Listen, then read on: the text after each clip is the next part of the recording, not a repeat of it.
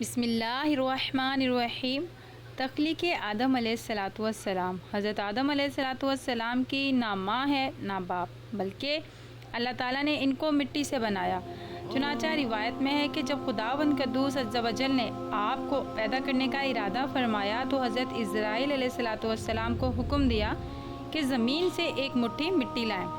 حکم خداوندی عز و جل کے مطابق حضرت اسرائیل علیہ السلام نے آسمان سے اتر کر زمین سے ایک مٹھی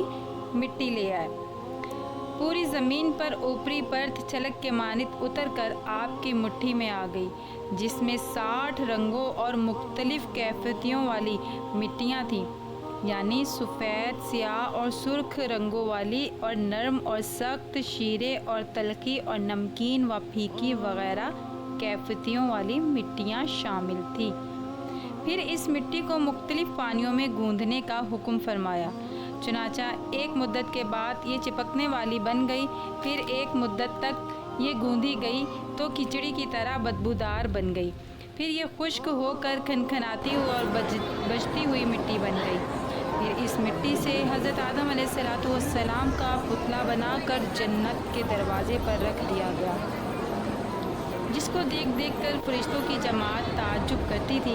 کیونکہ فرشتوں نے ایسی شکل و صورت کی کوئی مخلوق کبھی دیکھی ہی نہیں تھی۔ پھر اللہ تعالیٰ نے اس پتلے میں روح کو داخل ہونے کا حکم فرمایا۔ چنانچہ روح داخل ہو کر جب آپ کے نتنوں میں پہنچی تو آپ کو چھینک آئی، اور جب روح زبان تک پہنچ گئی تو آپ نے الحمدللہ پڑھا، اور اللہ تعالیٰ نے فرمایا یرحمک اللہ، یعنی اللہ تعالیٰ تم پر رحمت فرمائے۔ اے ابو آدم، میں نے تم کو اپنی حمد ہی کے لیے بنایا ہے۔ پھر رفتہ رفتہ پورے بدن میں روح پہنچ گئی اور آپ زندہ ہو کر اٹھ کھڑے ہوئے۔ ابو داؤد حدیث میں ہے کہ حضرت آدم علیہ السلام کا پتلا جس مٹی سے بنایا گیا، چونکہ وہ مختلف رنگوں اور مختلف کیفیتوں کی مٹیاں تھیں، اس لیے آپ کی اولاد یعنی انسانوں میں مختلف رنگوں اور قسم قسم کے مزاجوں والے لوگ ہیں۔ حضرت آدم علیہ السلام کی کنیت ابو محمد یا ابو البشر اور آپ کا لقب خلیفۃ اللہ ہے، اور آپ سب سے پہلے اللہ تعالیٰ کے نبی ہیں۔ آپ نے 960 برس کی عمر پائی۔ وقت وفات آپ کی اولاد کی تعداد 1,00,000 ہو چکی تھی، جنہوں نے طرح طرح کی صنعتوں اور عمارتوں سے زمین کو آباد کیا۔ قرآن مجید میں سورہ ال-عمران میں ارشاد فرمایا، عیسیٰ کی کہاوت اللہ کے نزدیک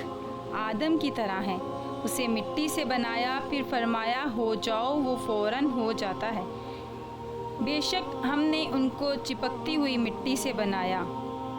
ترجمہ کنز ایمان۔ اور بے شک ہم نے آدمی کو بجتی ہوئی مٹی سے بنایا، جو اصل میں ایک سیاہ بودار گاڑا تھی۔ حضرت حوا رضی اللہ تعالیٰ عنہا جب حضرت آدم علیہ السلام کو خداوند قدوس نے بہشت میں رہنے کا حکم دیا تو آپ جنت میں تنہائی کی وجہ سے کچھ ملول ہوئے، تو اللہ تعالیٰ نے آپ پر نیند کا غلبہ فرمایا اور آپ گہری نیند سو گئے، تو نیند ہی کی حالت میں آپ کی بائیں پسلی سے اللہ تعالیٰ نے حضرت حوا رضی اللہ تعالیٰ عنہا کو پیدا فرما دیا۔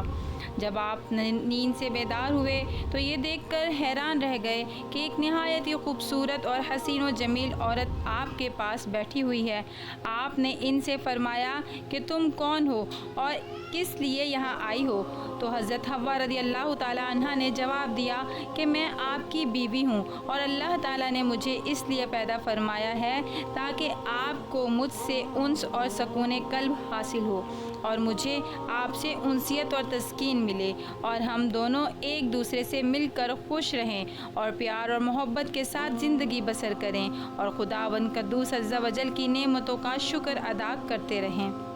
قرآن مجید میں اللہ تعالیٰ نے ارشاد فرمایا، اور اسی میں سے اس کا جوڑا بنایا، اور ان دونوں سے بہت مرد اور عورتیں پھیلا دیے۔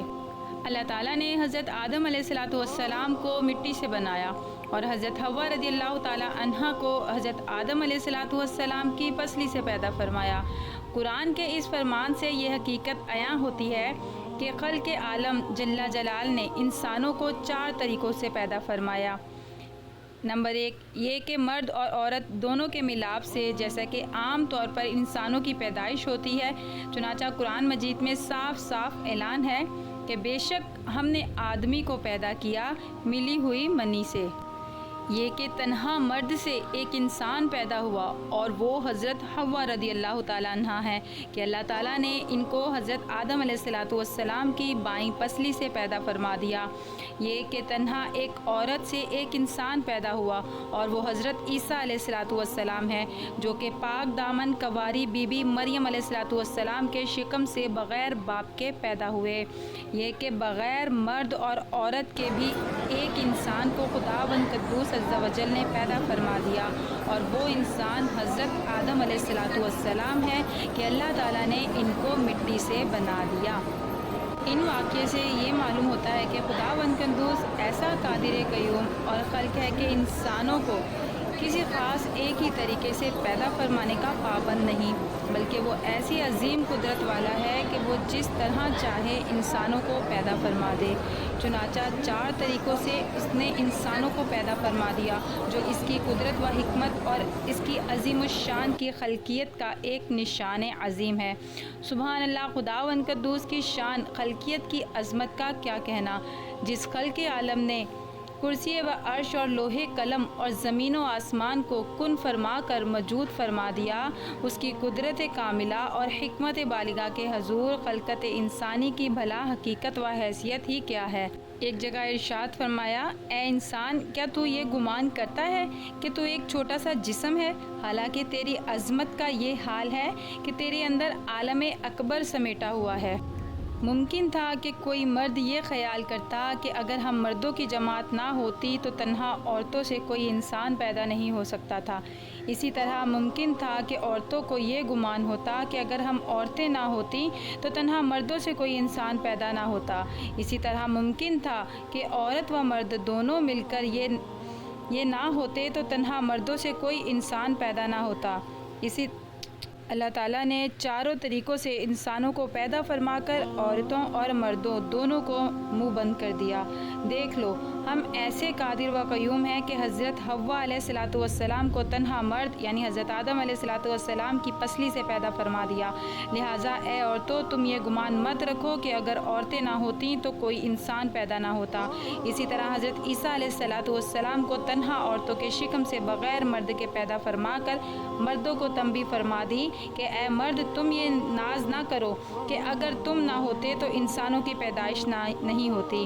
دیکھ لو، ہم نے حضرت عیسیٰ علیہ السلام کو تنہا عورت کے شکم سے بغیر مرد کے پیدا فرما دیا، اور حضرت آدم علیہ السلام کو بغیر مرد عورت کے مٹی سے پیدا فرما کر عورتوں اور مردوں کا منہ بند فرما دیا کہ اے عورتوں اور مردوں، تم کبھی بھی اپنے دل میں خیال نہ لانا کہ اگر ہم دونوں نہ ہوتے تو انسانوں کی جماعت پیدا نہیں ہو سکتی تھی۔ دیکھ لو، حضرت آدم علیہ السلام کے نہ باپ ہیں نہ ماں، بلکہ ہم نے ان کو مٹی سے پیدا فرما دیا۔ سبحان اللہ، سچ فرمایا اللہ عز و جل نے کہ اللہ ہر چیز کا بنانے والا ہے اور وہ اکیلا سب پر غالب ہے، اور جس کو چاہے وہ جیسے چاہے اور جب چاہے پیدا فرما دیتا ہے۔ اس کے افعال اور اس کی قدرت کسی اسباب اور کسی خاص طور پر طریقوں کی بندشوں کی محتاج نہیں، یعنی وہ جو چاہتا ہے کرتا ہے، جس پر چیز اور جس کام کا وہ ارادہ فرماتا ہے اس کو کر ڈالتا ہے، نہ کوئی اس کی مشیت پر دخل انداز ہو سکتا ہے، نہ کسی کو اس کے کسی کام میں چوں چڑھا کی مجال ہو سکتی ہے۔ واللہ تعالی